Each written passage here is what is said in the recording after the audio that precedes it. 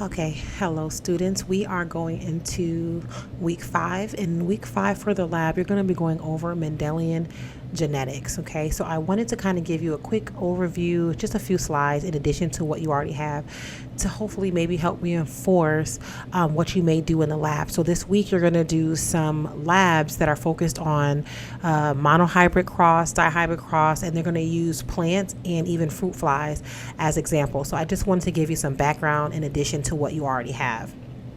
All right, so what is a gene? A gene is a portion or a section of DNA that contains the information needed to produce protein that contributes to heredity, right? So proteins help make traits, whether it has like eye color, hair color, okay? And so your genes is a portion of the DNA that encodes for something specific. Okay. Now, because we're talking about diploid organisms. That means you have, in simplistic terms, a mother and a father. You're going to get half of your genetic information from your mother and half from your father. So when you have half genetic information from your mother, let's say in this case it's your mom. Let's see if it'll let me write. Okay. So this side is mom. Oops. Hold on. 1 second, guys. Sorry. It won't let me write for you. Oh, wait, we might be in business, guys. Okay, so let's say this side is mom and this side is dad. Okay. This is, let's say, chromosome 18. Okay. You're going to get two copies of chromosome 18. One's going to be from your mom and one's from your dad. Well, on that chromosome, you have a gene for eye color. Okay. But because you have two different forms of that gene, one from your mom and from your dad, we call them alleles. So an allele is an alternative version of a gene. Okay. So in this case here, just for simplistic examples, the mom gave the child the allele for blue eyes, and the dad gave the child the allele for brown eyes. However, I'll go ahead and tell you, there's different ways in which we show dominance, whether something is going to be expressed, or recessive where it's not expressed for the most part. When you see a capital letter or a plus sign, that means dominant, and dominant is always expressed over recessive, which is usually a lowercase letter. Okay. So in this case here, ask yourself, what eye color would this child have? Okay. So what is the eye color that this child is going to have? Remember, dominant is for capital letters, recessive is lowercase, and dominant is always expressed over recessive unless there are some exceptions, but for now, dominant is always expressed.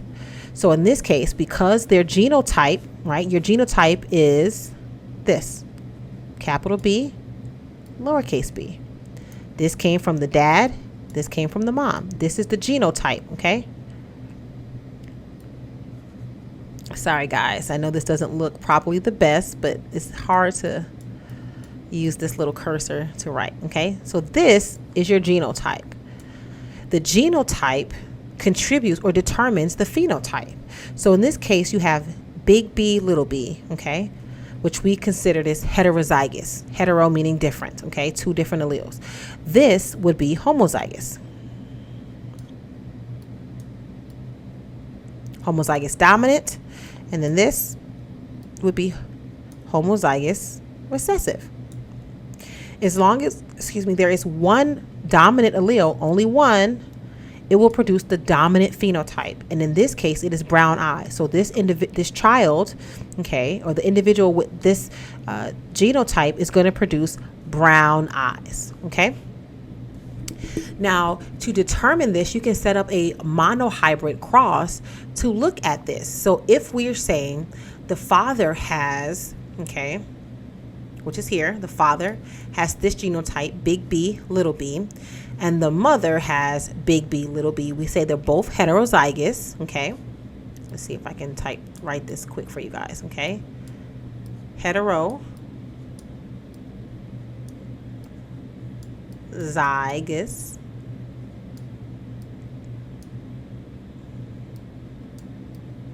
Okay, heterozygous.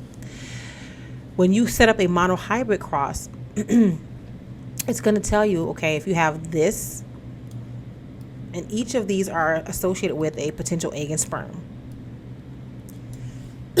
Excuse me. So what it's saying is, when you do a monohybrid cross, you're going to bring down and bring over. So in this case, for this potential child, you're going to bring that big B down and bring this big B over, which is what we produce here, homozygous dominant. We'll do the same thing here. We'll bring this little b down and we'll bring this big B all the way over, hetero, okay? Same thing here, bring over, little b, bring down the big B, heterozygous, two different alleles.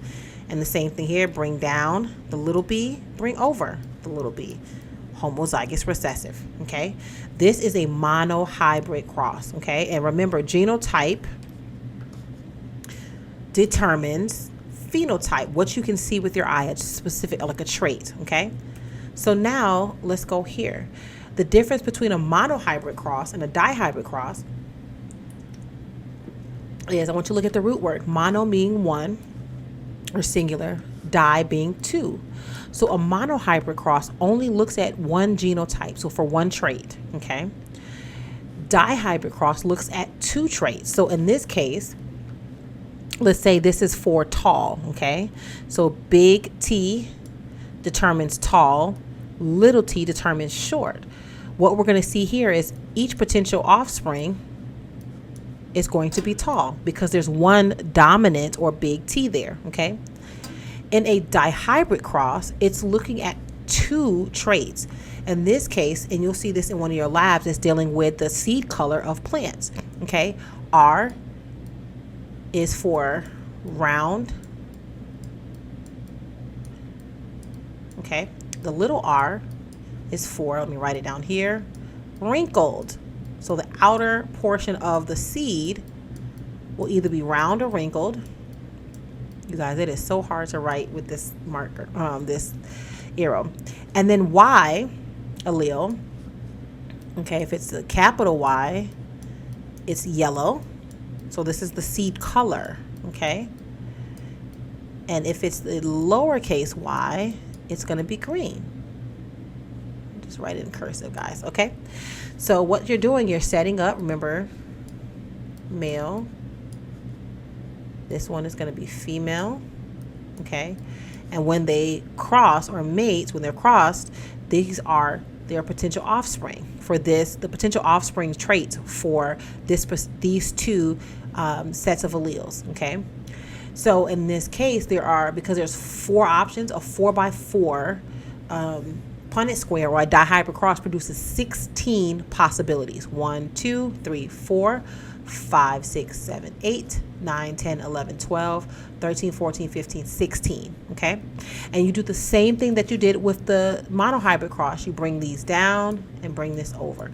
And notice these are both homozygous dominant. So you have big R, big Y, big Y. And so the phenotype for this, round and yellow. So the seed color and the shape here is going to be round and yellow. Let's go down here. These are both recessive alleles. So you're going to have wrinkled, the little r, okay, and green. Okay, so this is going to be wrinkled and green. When you do a monohybrid cross, okay, you're going to have for phenotype, if it's two carriers, you're going to have 1, 2, 3, 4. So this is the same as saying 1/4 or 25%. Okay, this is saying 1/16. All right, so let's move on. So in your lab, you're going to do one on I did the one for you all showing you the plant, but you're also going to do one for fruit flies. And this is just a general one. So you have, with fruit flies, whenever we're looking at genotypes, we do a plus sign for wild type. And then when it's recessive, you don't add a plus sign, you just put the lowercase letter here, okay? So here we're crossing a wild type fly that has a red eyes, normal wings, okay? With a mutant fly, which has a black body, okay? And it has vestigial, which are small wrinkled, okay, type wings, okay? So red eyes, yellow body color, normal full wings. Vestigial is the mutant is black body color with the normal or wrinkled kind of wings, okay? So these are the alleles we're using. B and VG, black vestigial. So if you see B plus, it means it's going to have a wild type body. If you see a lowercase b with no plus, it's going to have a black body, which is a recessive trait. The wild type body, which is yellow, is the dominant trait. If you see VG plus, that is wild type, that means they're going to have normal wings, like you see here, okay? If you see a VG with no plus sign, that means they're going to have the abnormal wings, the vestigial wings, and that is recessive. So now what you're going to do is you're going to prepare to set up a cross. Remember these here, okay? You have the wild type fly, which is going to have the dominant, okay? And you're going to have the recessive, the black body vestigial wings, which is going to have this genotype, BB, VG, VG, or the wild type B plus, B plus, VG plus, VG plus, okay? The parent genotypes are right here, okay? So now what you're going to do is set up a dihybrid cross, meaning it's going to be 16, a 4x4 Punnett square with 16 potential options for offspring, okay? So the gametes that you're going to use are here. The gametes are referring to the egg and sperm, okay? So let's say this row going across is the mother, and this one going down is the father, okay? You're going to do the same thing we've done before. It's just you have more now. So we're going to bring this one down for the dihybrid cross and this one over. Okay. So in this case, we're going to bring down a B plus, which is here. And this one has a B plus. So you have B plus, B plus, VG plus, VG plus. Okay. Here, we're going to go down one and we'll go over one. This one is B plus, B plus, B plus VG, B plus VG. So you're going to have the same. Let's look at an instance where we have a recessive, my apologies, hold on guys. Let's look at the instance where we have a recessive allele with a dominant allele, okay? So you have B plus, which is here, we're gonna bring it over, and then you have a recessive allele, we're gonna bring it down. We have VG plus here, and we have VG plus here, so this is our genotype. And you're gonna do this for all of the potential, the 4x4 Punnett square, okay? And this is the results that you get, and this is what we call the F2 generation. F stands for filial, okay?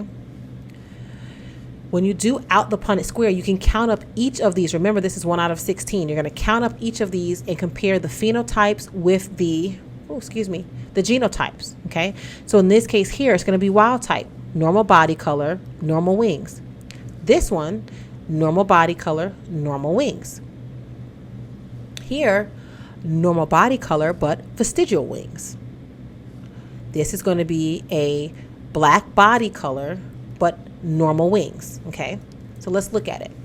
The phenotypes that are going to come from that cross are here. Wild type body, wild type wings. There are 9 instances where you see at least one dominant allele for each, okay?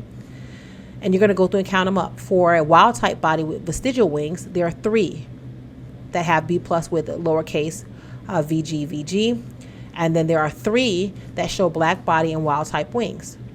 Only 1 shows black body and vestigial wings. Let's go back and look at the cross. That's this one, black body, vestigial wings, okay?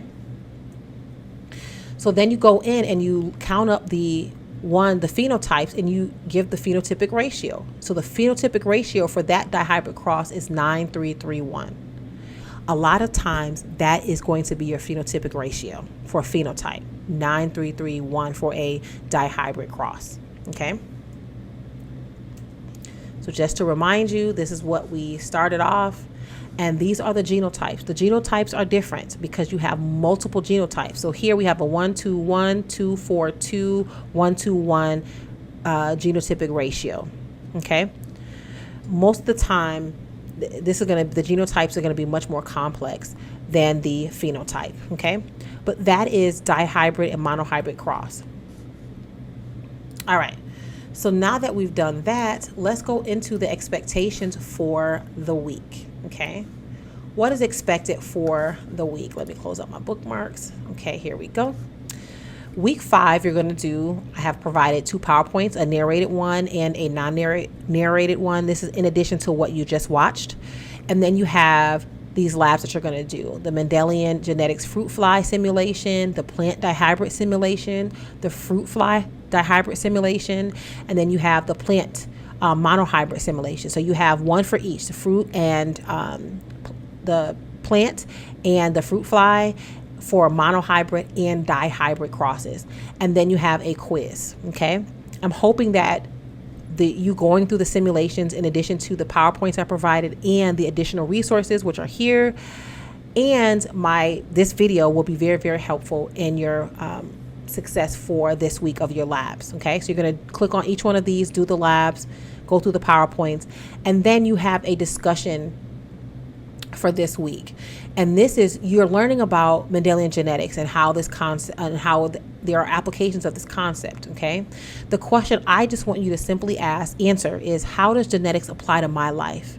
And what are the benefits of learning this information? Oftentimes, you may feel like, I don't need this information, this is not relevant, but I can tell you and assure you that genetics is very important in every aspect of your life, regardless of your field, okay, and your discipline. So I want you to identify how genetics is important and fits into your life, okay?